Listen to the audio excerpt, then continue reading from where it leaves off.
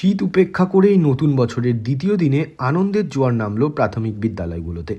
২০২৬ শিক্ষাবর্ষের সূচনা লগ্নে রাজ্য সরকারের নির্দেশিকা মেনে হলদিবাড়ি ব্লক এবং জলপাইগুড়ি সদর ব্লকের বিভিন্ন প্রাথমিক বিদ্যালয়ে যথাযোগ্য মর্যাদায় পালিত হলো বই উৎসব। শুক্রবার সকালে বিদ্যালয় প্রাঙ্গণগুলোতে আয়োজিত বিশেষ অনুষ্ঠানের মাধ্যমে শিক্ষার্থীদের হাতে তুলে দেওয়া হয় নতুন পাঠ্যপুস্তক। শীতের কুয়াশাচ্ছন্ন সকালেও শিশুদের উপস্থিতিতে মুখরিত হয়ে ওঠে প্রতিটি আঙিনা। হাতে নতুন বই পাওয়ার পর শিশুদের উল্লাস ছিল চোখে পড়ার মতো। নতুন মলাটের ঘ্রাণ আর রঙিন পাতায় সাজানো বইগুলো হাতে নিয়ে আগামী স্বপ্নে বিভোর হতে দেখা গেল খুদে পড়ুয়াদের। বিদ্যালয়ের শিক্ষকরা এই উদ্যোগকে অত্যন্ত ইতিবাচক হিসেবে দেখেছেন। এক শিক্ষক জানান, বছরের দ্বিতীয় দিনেই শিশুদের হাতে বই তুলে দিতে পারা আমাদের কাছে বড় প্রাপ্তি।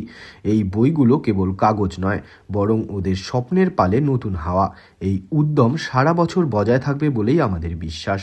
উপস্থিত অভিভাবকেরাও সরকারের এই দ্রুত পদক্ষেপকে সাধুবাদ জানিয়েছেন।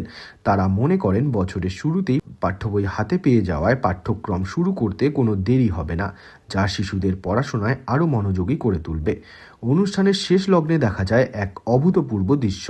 ক্ষুদে শিক্ষার্থীরা তাদের নতুন বইগুলো উঁচিয়ে ধরে সমস্বরে আনন্দ প্রকাশ করে।